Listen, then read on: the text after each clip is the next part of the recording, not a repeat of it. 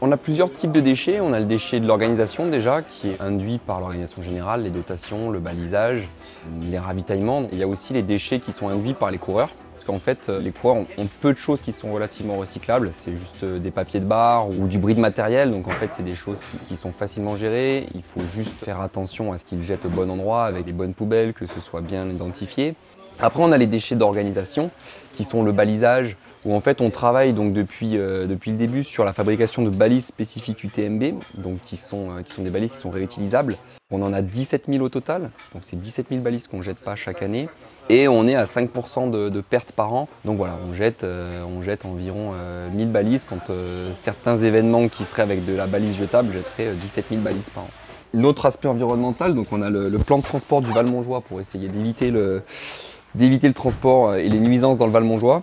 Donc ça, c'est un panneau qu'on appelle en Aquilux, donc qui est en plastique alvéolé et qui est réutilisé toutes les années. C'est quelque chose qui est imperméable, qui résiste aux intempéries aussi, puisqu'on a cette contrainte-là sur les grands cols, il faut tenir des 130-140 km de vent.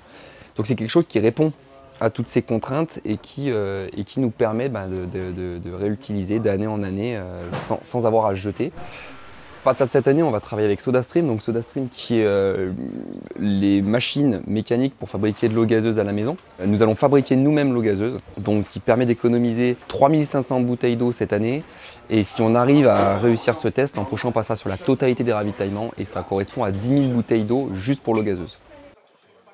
C'est toutes des actions qui restent quand même relativement banales. Après, nous, on essaie de le pousser au maximum en travaillant avec nos partenaires, notamment avec Columbia par exemple, qui au lieu de nous emballer individuellement nos dotations, les emballe par paquet de 10. Donc ça, c'est quelque chose qui est travaillé en usine avec eux pour éviter les déchets. Ensuite, il y a un nouveau partenariat cette année qui est le partenariat avec le WWF.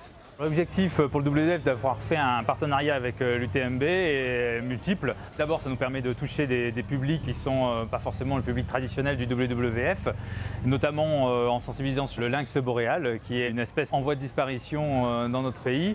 Et puis le deuxième gros objectif, c'est de montrer que les solutions sont possibles, notamment avec la mise en place d'un ravitaillement 100% éco-responsable, c'est-à-dire 100% bio, quasiment tout en local Rhône-Alpes-PACA, et zéro plastique, zéro gobelet, vaisselle à usage unique. Il y a toute une démarche globale qui est vraiment sur la réduction des déchets et ensuite sur le tri, mais ça reste des actions qui sont tout à fait envisageables par tout le monde et qu'on essaie aussi au travers des 100 nations qu'on présente de transmettre cette vision-là.